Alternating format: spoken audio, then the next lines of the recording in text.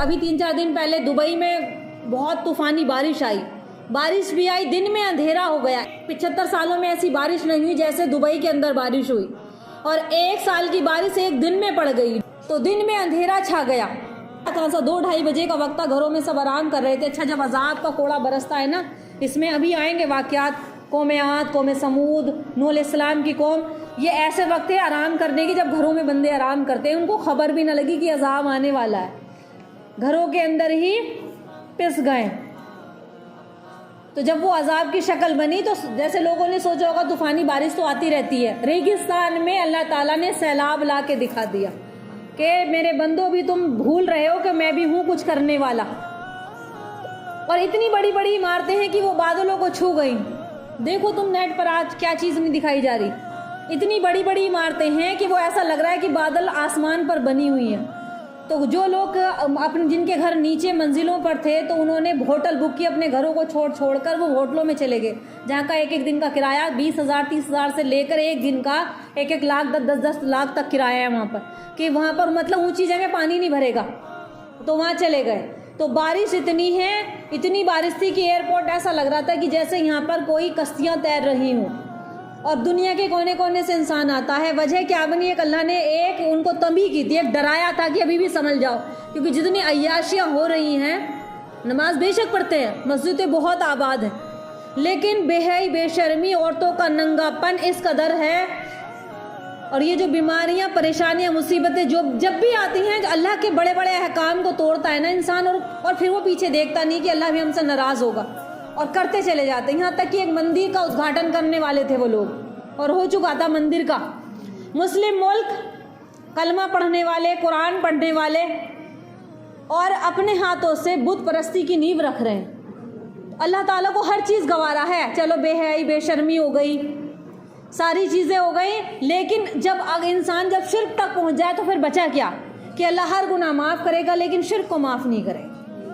تو جب یہ نوبت بنی تو بتایا جاتا ہے، جیسے اس میں نیوز میں وغیرہ میں دکھا رہے تھے کہ وہ ادگھاٹن کیا ان لوگوں نے، تو اس کے بعد پھر اصل بارش کی وجہ یہی بنی، یا باقی اللہ بہتر جانتا ہے کہ کیا وجہ بنی کیا نہیں۔ ننگا ناچ وہاں مچایا جا رہا ہے، اور کہنے کے نام پر مسلم ملک ہے لیکن اکثریت وہاں گناہوں میں ڈوبی ہوئی ہے۔ عورتوں کی کثرت، ناچ گانے، بار، ڈانس، ننگا پن اس قدر ہے کہ اللہ کی پناہ ایسی جگہ سے کہ لوگ جا رہے ہیں نا، سب سے زیادہ کہاں ہے؟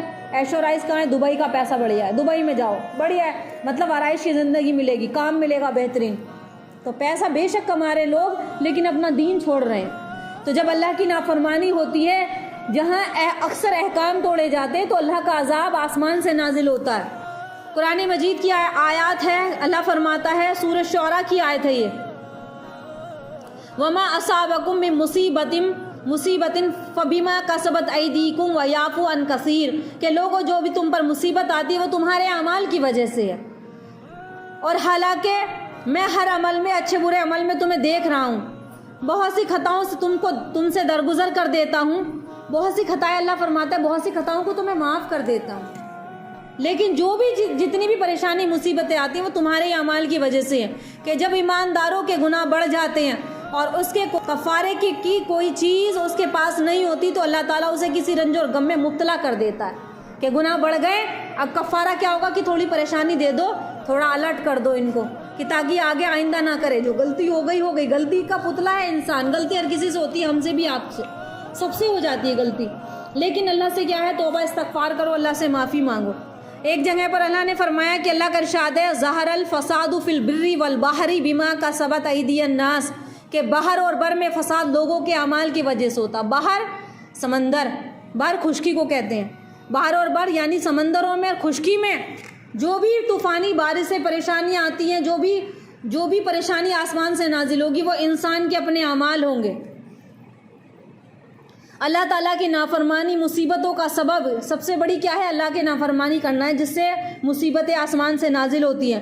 جب کوئی انسان اللہ کے قانون کو توڑتا ہے، اللہ کے احکام کی نافرمانی کرتا ہے، تو اللہ پھر غضبناک ہوتا ہے، پھر ان کو سزائیں، پھر وہ قوم سزاؤں کی مستحق ہو جاتی ہے۔ جیسے کہ قوم نوح علیہ السلام کی قوم پر عذاب آیا۔ کس کا عذاب آیا تھا؟ سب جانتے ہیں، پانی کا عذاب۔ نوح علیہ السلام، آدم علیہ السلام کے بعد کے جو نبی ہیں، आदम सानी कहा जाता है उनको, क्योंकि सबसे उसके बाद तूफान नूह आया तो सारी की सारी कौम हलाक कर दी गई। सिर्फ वही बचे थे पूरी ज़मीन पर जो नूह अलैहिस्सलाम के साथ थे, सिर्फ वही लोग बचे थे। तो नूह अलैहिस्सलाम ने दावत दी, लोगों को दीन की दावत दी। कितने साल तक? 950 साल तक। देखो दावत का काम ऐसा नहीं कि आज हम तुम लोग कर रहे हैं, हजारों साल से पुराना चलता चला आया कि वो किस कदर अल्लाह ने उनको सब्र का सीना रखा होगा कि कितने 950 साल तक के हज़रत नूह अलैहिस्सलाम की कौम पर भी अल्लाह की नाफरमानी की वजह से तूफ़ान आया था। आदम अलैहिस्सलाम के बाद मशहूर और बड़े नबियों में से इनका नाम है हज़रत नूह अलैहिस्सलाम।